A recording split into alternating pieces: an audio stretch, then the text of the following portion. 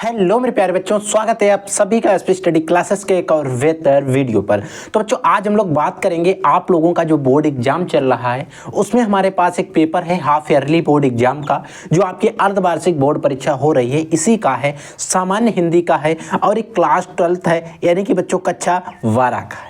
इस पूरे पेपर को डिस्कशन करेंगे और हम आपको बताएंगे। अगर मैंने जो आप लोगों के लिए एक वीडियो पब्लिश किया था जिसमें हमने बताया था कि हिंदी में इससे बाहर कुछ नहीं आने वाला है, अभी जाकर आप वो वीडियो खोल लीजिए और उस वीडियो को देखिए साथ साथ इस पेपर को मिला लीजिए। आपके पेपर में वीडियो में जो मैंने क्वेश्चन, जो भी टॉपिक बताए वहीं से रिलेटेड क्वेश्चन आए हैं। 90% ऐसे क्वेश्चन है जो लगभग वहीं से मिलते हुए हैं, सेम क्वेश्चन है। तो आप लोगों को एक एक चीज को समझ कर चलना है। इस पूरे पेपर का हम सोल्यूशन डिस्कस करेंगे और जिस बच्चे के पास में इस तरीके का पेपर गया है, सेम पेपर गया है, तो कई सारे बच्चों के पास इस तरीका का पेपर जो है वो हो सकता है। तो आप लोग मैच कर लीजिएगा। देखिए, इसमें आपको 15 मिनट परीक्षार्थी को पेपर पत्र पढ़ने के लिए दिए जाते हैं और टोटल आपका टाइम रहता है 3 घंटे 15 मिनट और आपको इसके लिए 100 नंबर दिए जाते हैं। आपको पता है क्लास 12th के अंदर, 11th के अंदर सामान्य हिंदी में आपका प्रैक्टिकल के मार्क्स नहीं होते, पूरा 100 नंबर का पेपर करना रहता है। अब यहाँ पर क्वेश्चन नंबर फर्स्ट होता है जिसमें कहता है कि निम्नलिखित के सही विकल्प चुनकर अपनी उत्तर पुस्तिका पर लिखिए। यानी कि आपको जो कॉपी दी जाती है उसमें आपको अपना इस जो क्वेश्चन है इसका सही आंसर चुनकर उस कॉपी पर लिखना रहता है। आपको पूरी रामायण नहीं लिखनी। जैसे इसमें बच्चों एक क्वेश्चन है, आपका पहला क्वेश्चन है कि चारु चंद्रलेख की विधा है। अब बच्चों, चारु चंद्रलेख एक रचना है, ये रचना जो है इसकी विधा कौन सी है। और साथ साथ आप लोगों को ये चीज भी पता होना चाहिए कि चारु चंद्रलेख जो रचना है, रचना किसकी है। बच्चों, अगर आपने डॉक्टर हजारी प्रसाद द्विवेदी के बारे में पढ़ा होगा, हजारी प्रसाद द्विवेदी, तो चारु चंद्रलेख जो बच्चों है हजारी प्रसाद द्विवेदी की एक रचना है। और ये क्या बच्चों, एक हमारा उपन्यास है, याद रख लेना। हजारी प्रसाद द्विवेदी का क्या है, एक उपन्यास है जिसका नाम है चारु चंद्रलेख। आई होप आपको यहाँ पर क्लियर हो गया होगा, क्योंकि अगर आपसे पूछ लेता चारु चंद्रलेख किसकी रचना है तो आप याद रख लेना हजारी प्रसाद द्विवेदी की है और क्या है, एक उपन्यास। आई होप क्लियर हो गया होगा।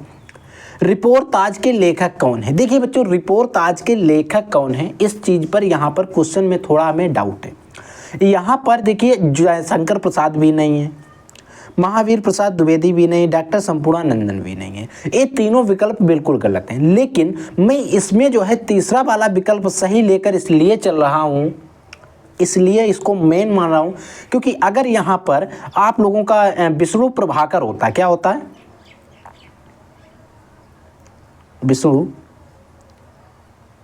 प्रभाकर, ठीक है, विष्णु प्रभाकर होता तो वो भी ऑप्शन सही है। लेकिन इसमें विष्णु प्रभाकर नहीं दिया गया है तो इसीलिए हम इस ऑप्शन को सही रखेंगे। लेकिन अगर रिपोर्ट ताज के लेखक आ जाएं और आपको कई सारे नाम दिए रहे तो उसमें एक नाम आपको सबसे पहले ढूंढना है, रांगे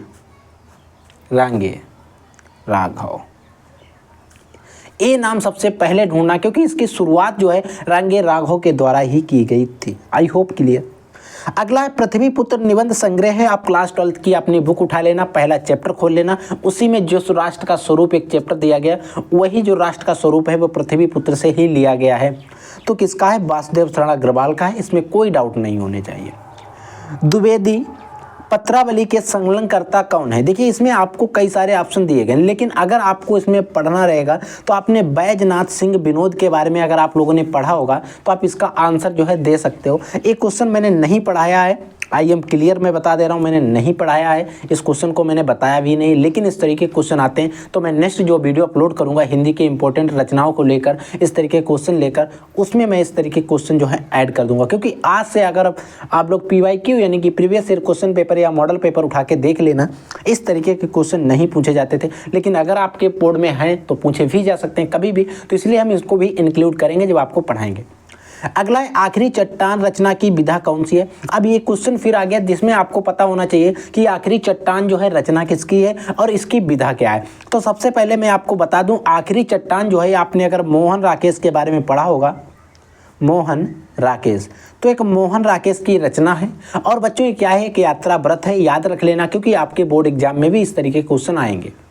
अब बच्चों क्वेश्चन नंबर 2 रहता है जिसमें आपके पद्य खंड से रहते हैं, ये आपके पद्य खंड से यहाँ से रहते हैं और इसमें आपके गद्य खंड से रहते हैं। ठीक है, चीज़ याद रख लेना। अब इसमें पहला क्वेश्चन क्या जा रहा है कि आधुनिक काल का दूसरा नाम, छायावादी काल का दूसरा नाम, इस तरीके के क्वेश्चन आते हैं बोर्ड एग्जाम में ज़्यादातर। तो आधुनिक काल का दूसरा नाम होता है बच्चों गद्य काल, याद रख लेना।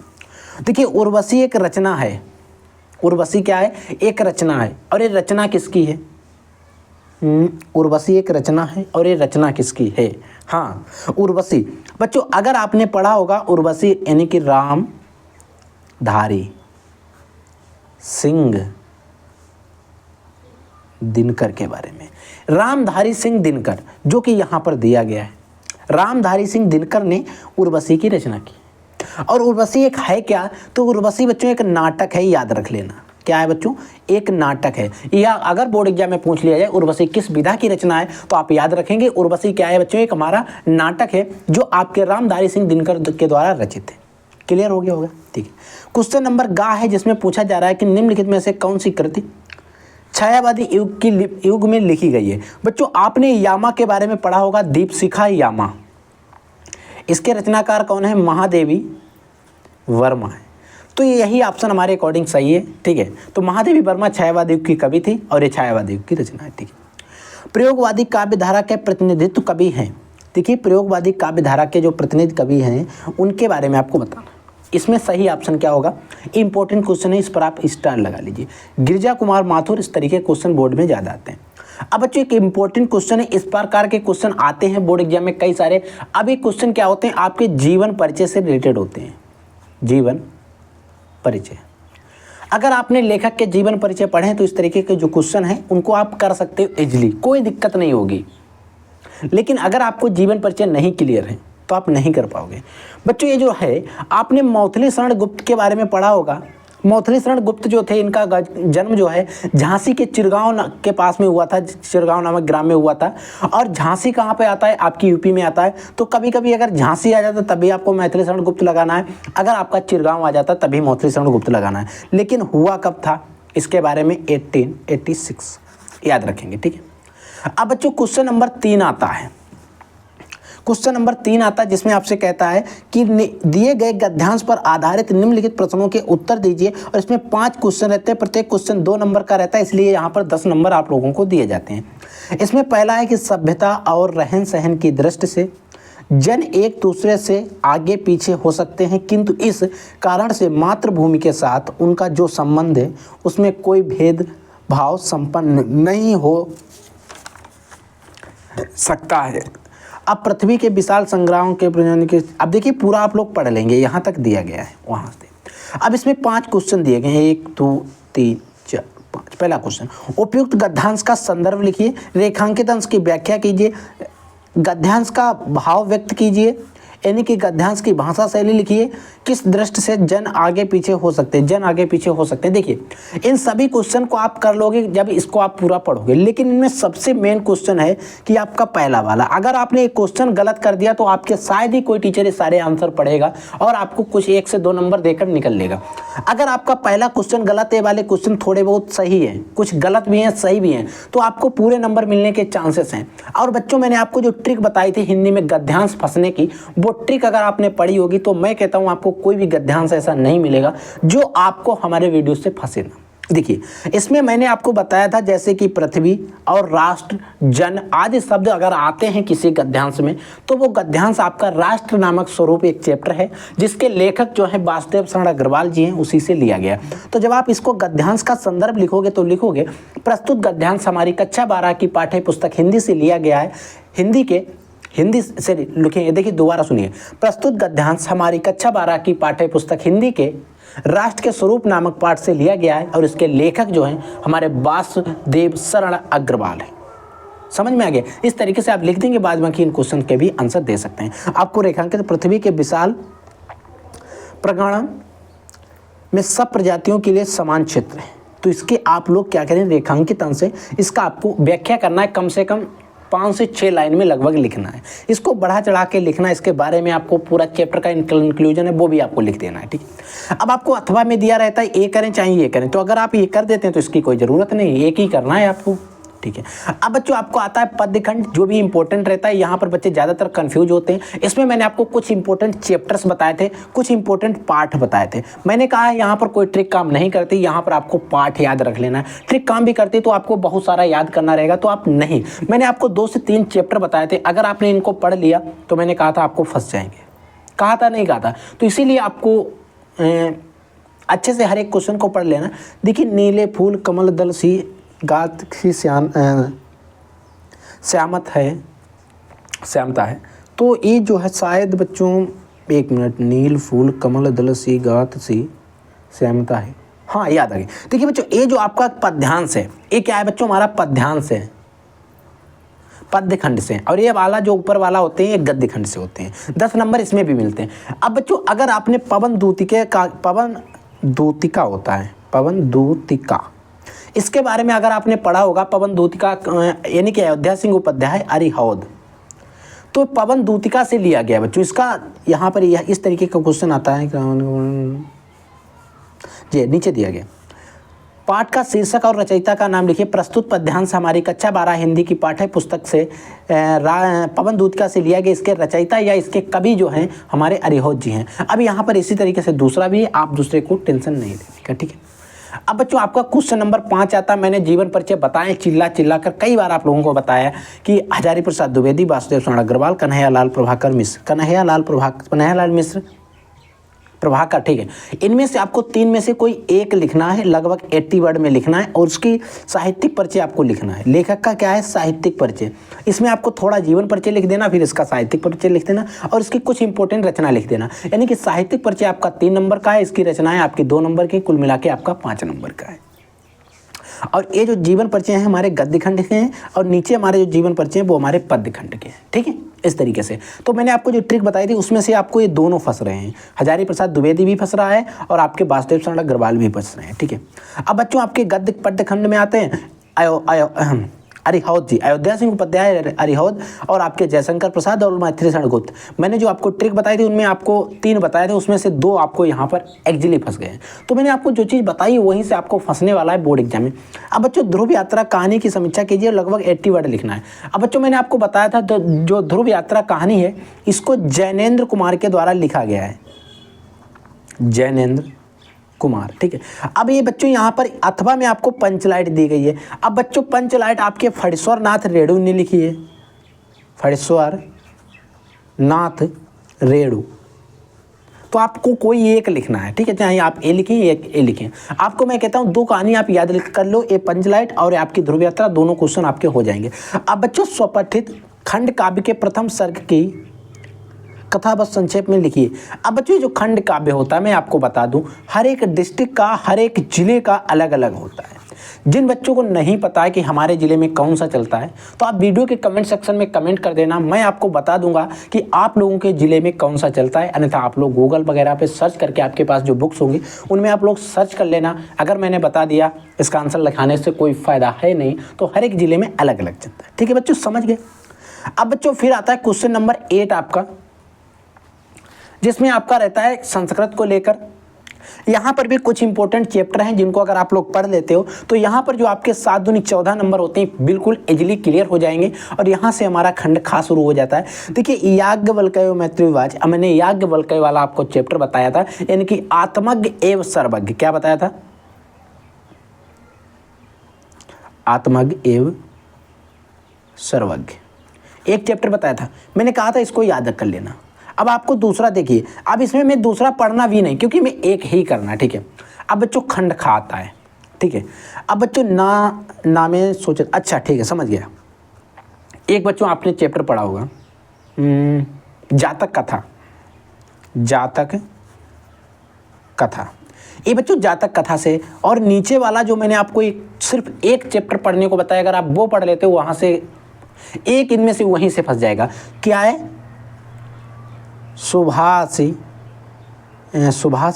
रत्नानी, नहीं गलत लिख गया बच्चों, ऐसे सुभाषी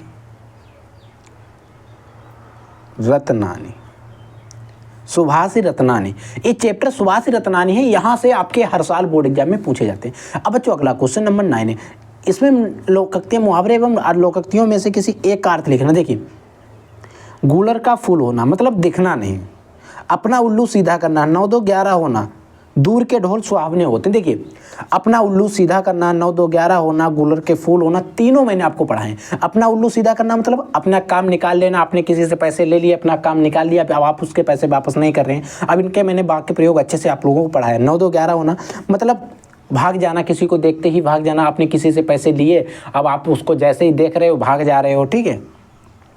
यानी कि जैसे कि अगर हम बात करें, पुलिस को आता देख चोर का फरार हो जाना, यानी कि 9 2 11 होना जाना। अब क्वेश्चन नंबर आपका 10 आता है। अब बच्चों जो क्वेश्चन एक न्यू आता है,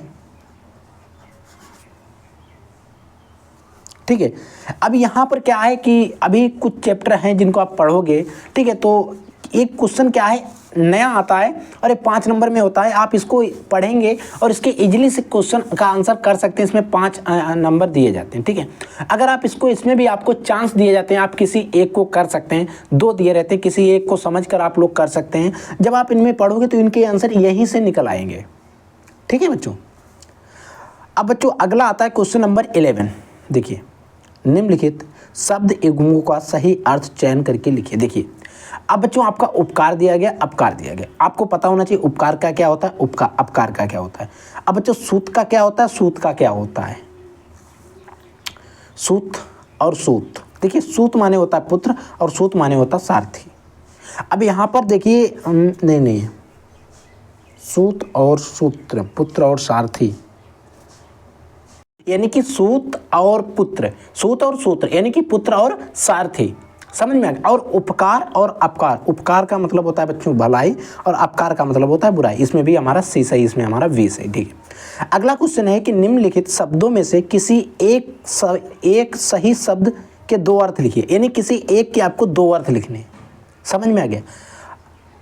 एक के आपको कोई युक्त, मित्र और प्रकृति, इनमें से आपके किसी के 2 अर्थ। देखिए, अगर हम बच्चों युक्त की बात करें, अगर युक्त का मतलब हो सकता है मिलन, मिलन भी युक्त होता है, और आप लिख सकते हैं युक्त यानी कि योग, युक्त के मिलन योग हो गए। अब बच्चों आपको मित्र की बात करें तो मित्र के आप इजली से 2 लिख सकते हैं। एक आपका दोस्त हो गया, ठीक, और दोस्त और संगी, नहीं कहते हैं मेरा पक्का संगी है, देहाती भाषा में संगी बोला जाता है, दोस्त और संगी लिख सकते हैं। या यहाँ पर आप साथी भी कह सकते हैं, साथी ये भी लिख सकते हैं, कोई लिख देंगे। अब बच्चों प्रकृति के आपको अगर लिखना है तो आप लिख देंगे स्वभाव, स्वभाव, और प्रकृति का एक आपको कुदरत भी लिख देना है, कुदरत भी सही हो जाएगा। तो आप इनमें किसी एक का लिखना, मैंने आपको तीनों को बता दिया, ठीक है। अब बच्चों अगला है कि वन में रहने वाले को हम क्या कहते हैं, वनवासी कहते हैं। अभी अभी स्नान किया हुआ शीघ्र स्नान, ठीक है। अब बच्चों किन्हीं 2 शब्दों को शुद्ध करके लिखो। 2 2 4 होता है, पुत्री पराय धन होता है, 5 रेलवे के कर्मचारी पकड़े गए, केवल 100 रुपये मात्र की बात थी, केवल 100 रुपये मात्र की बात थी। देखिए, अब आपको किन्हीं 2 वाक्यों को शुद्ध करना है, ठीक है। अब यहाँ पर देखिए, इसको शुद्ध करके आप लिखेंगे केवल 100 रुपये की बात थी, आप ऐसे लिखेंगे केवल 100 रुपये की बात थी। यहाँ पर आप मात्र को हटा देंगे, ठीक है। 5 रेलवे के कर्मचारी पकड़े गए, यानी कि रेल विभाग के रेलवे के 5 कर्मचारी पकड़े गए, रेलवे के 5 कर्मचारी पकड़े गए, ऐसे लिख देंगे, ठीक है। 2 हमको लिखना, 2 शुद्ध हो गए, ठीक है। अब बच्चों अलंकार और जो भी मैंने आपको बताए वहाँ से क्वेश्चन है, एक एक क्वेश्चन आप लोग पढ़ लेंगे। अब बच्चों सबसे पहले क्वेश्चन नंबर 13, क्वेश्चन नंबर 14 है। इनमें से मैंने आपको चिल्लाकर बताया है कि अपने पॉल्यूशन वगैरह और आपके गाँव में जो बिजली की समस्या होती है उस पर निबंध लिखना, यानी कि आपको एक पत्र लिखना सीख लेना चाहिए। मैंने आपको चिल्लाकर बताया। और अपने विद्यालय में अगर आप प्रबंधक को आप प्रार्थना पत्र लिखते हैं, यानी किसी भी टीचर की वैकेंसी खाली है, तो उसके लिए मैंने आपको चिल्लाकर बताया। आप चैनल पर जाकर देख लेना, इसका मैंने लिखकर बताया है, और हर साल बोर्ड एग्जाम में यहीं से आता है। अब निबंध देखिए, शिक्षित बेरोजगारी समस्या बहुत इंपॉर्टेंट है, और आपका विज्ञान वरदान है अब साफ। ये 2 मैंने आपको जो बताए वहीं से आए हैं, ये 2 मैंने नहीं बताए थे, तो इसीलिए आपको मैं बता रहा हूँ। पूरा पेपर देखिए, ये हाफ ईयरली का पेपर है, अगर आपका हाफ ईयरली का पेपर अच्छा जाता है, यानी कि आपने जो पढ़ रहे हैं वो आपकी बोर्ड में फंस रहा है, आप कहीं से भी पढ़ रहे हो, लेकिन अगर आप फिर का हाफ ईयरली का नहीं एग्जाम अच्छा जाता है, तो बच्चों मैं आपसे कहता हूं आप फोकस करो, अच्छे से पढ़ाई करो, ताकि आपका जो ईयर यानी कि वार्षिक परीक्षा यानी कि आपका जो बोर्ड एग्जाम हो वो अच्छा होना चाहिए। ठीक है बच्चों, तो अगर आपके मन में कोई भी डाउट रहता है किसी भी क्वेश्चन को, तो आप लोग डाउट पूछिए प्लीज। मैं आपको टेलीग्राम चैनल का लिंक आपको वीडियो के डिस्क्रिप्शन बॉक्स में डलवा दूंगा, व्हाट्सएप चैनल का लिंक डिस्क्रिप्शन बॉक्स में डलवा दूंगा, वहां से आप हमसे क्वेश्चन पूछ सकते हो। तो मैं बार बार कहता हूं आप लोग क्वेश्चन पूछिए, उसका मैं जवाब दूंगा आप लोगों को।